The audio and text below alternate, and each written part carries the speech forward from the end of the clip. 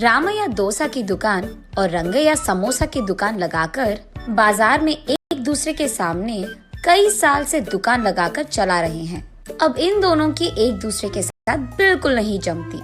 रंगैया को हमेशा जलन होती थी कि रामैया उससे ज्यादा कमा रहा है। और इतना ही नहीं, हमेशा कोई ना कोई बात पे रामैया से लड़ते रहता है रंगैया। ऐसे उन दोनों के बीच में बहुत ज्यादा नफरत था। एक दिन शहर में पढ़ रहे रामैया का बेटा रमेश घर आता है। अगले दिन वो अपने पिता के बाजार में लगी दुकान के पास आता है। वहाँ चल रही व्यापार को देख रमेश अपने पिता से ऐसे कहता है, पापा, आप हमारे दुकान में ज्यादा ग्राहक लाकर ज्यादा पैसा कमाने के मार्ग नहीं सोचते हो क्या? अब जितना मेरा सोच है उसी में चल रहा है बेटा। जितना भी मेहनत करूं वही कमाई मिल रही है। पापा, मेहनत से नहीं, चालाकी से कमाए जाते हैं पैसे। शहर में इसी डोसा को दुगने दाम में बेचते हैं, पता है आपको? अब शहर के दाम में यहाँ कैसे बेचेंगे बेटा? अगर दाम बढ़ा भी देना तो कोई भी खाने नहीं आएगा।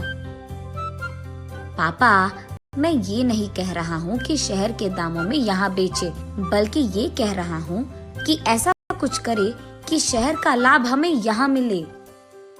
तुम्हारा इरादा मुझे समझ में नहीं आ रहा बेटा, थोड़ा समझा दो। आपको समझाना नहीं, करके दिखाऊंगा, ऐसे कहता है रमेश। रामैया देखते ही रहता है कि रमेश कह क्या रहा है। और इतने में रमेश उनके दुकान के बाहर एक बोर्ड डालता है।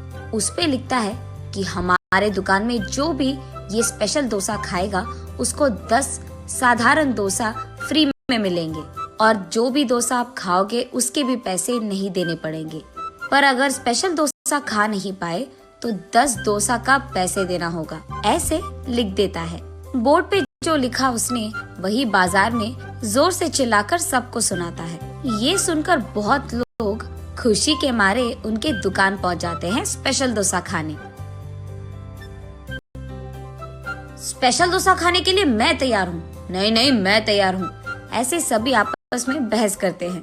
तब रमेश उनके दुकान के बगल में एक बड़ा सा टेबल और चेयर लगाकर जो भी इस प्रतियोगिता में शामिल होना चाहते हैं उनको एक के बाद एक इस कुर्सी पे बैठना होगा, ऐसे कहता है। उसके बाद ठीक उस टेबल के जितना बड़ा डोसा वो बनाकर वहाँ लाता है और उस कुर्सी में बैठे आदमी के सामने पेश करता है।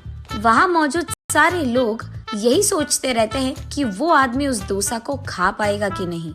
आधा डोसा खाकर वो आदमी, मुझसे अब नहीं होगा, ऐसे कहकर हार मानकर वो 10 डोसा के पैसे देकर वहाँ से चले जाता है। ऐसे ही एक के बाद एक स्पेशल डोसा खाने की कोशिश करके हार मानकर वहाँ से पैसे देकर चले जाते हैं। ये सब ठीक सामने से देख रहा रंगैया अपने आप में सोचने लगता है कि एक स्पेशल डोसा बनाने के लिए कितने पैसे लगते हैं। उसे पता था कि एक स्पेशल डोसा बनाने के लिए 3 डोसा लगते हैं, लेकिन बाकी 7 डोसा के पैसे तो लाभ में आ गए।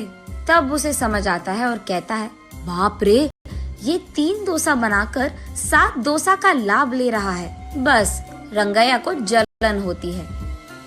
कुछ भी करके मुझे भी ऐसे ही पैसे कमाने होंगे, पर क्या करूँगा? ऐसे सोच सोच कर, हाँ, मैं भी उसकी तरह समोसा का कोई प्रतियोगिता लगा दूंगा, ऐसे सोचकर अगले दिन रंगैया उसके समोसा के दुकान के बाहर ये लिखता है कि जो भी आदमी 20 समोसा खा पाएगा उसको 10 और मुफ्त में मिल जाएंगे। पर अगर 20 समोसा नहीं खा पाए तो 10 समोसा के पैसे देने पड़ जाएंगे। और यही बात चिल्ला चिल्लाकर बाजार में सबको बताता है। ये सुनकर बहुत सारे लोग रंगैया के दुकान आते हैं प्रतियोगिता में शामिल होने। जो लोग आते हैं उनमें से कई सारे आसानी से 20 समोसा खा लेते हैं और रंगैया के अनुसार ही वो 10 और मुफ्त में ले लेते हैं और वहाँ से चले जाते हैं। ये देख रंगैया को चक्कर आ जाता है। शाम से पहले ही आधे से ज्यादा समोसा खत्म हो जाते हैं। उसके बाद कई सारे लोग वहाँ पे आकर, हम भी खाएंगे समोसा, हमें भी दो, कहते हैं। इस कारण रंगैया को बहुत गुस्सा आ जाता है। इसीलिए वो उसके दुकान के सामने से बोर्ड हटा देता है। वो किसी को मुंह दिखाने लायक नहीं रहता है, इसीलिए बंडी को लेकर अपने घर की ओर बढ़ते रहता है। आज तो मैं 1 भी रुपए नहीं कमाया और उल्टा जो भी समोसे थे वो भी बेच दिया मुफ्त में। उसे चक्कर आकर वो नीचे गिर जाता है। आंखें खोलने पर रंगैया एक अस्पताल के बेड पर रहता है। उसके बगल में उसकी बीवी रहती है। मुझे क्या हुआ, मैं कहाँ हूँ? ऐसे पूछता है रंगैया।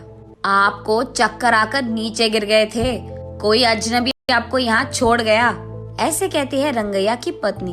छा, आज सब कुछ नष्ट ही हो गया, सब बुरा हो रहा है। अरे क्या हुआ जी, आप इतने गुस्से में क्यों हो? वैसे आप शाम तक घर की मुंह भी नहीं देखते हैं, लेकिन आज दोपहर से पहले आपके समोसे खत्म हो गए और आप घर भी आ रहे थे।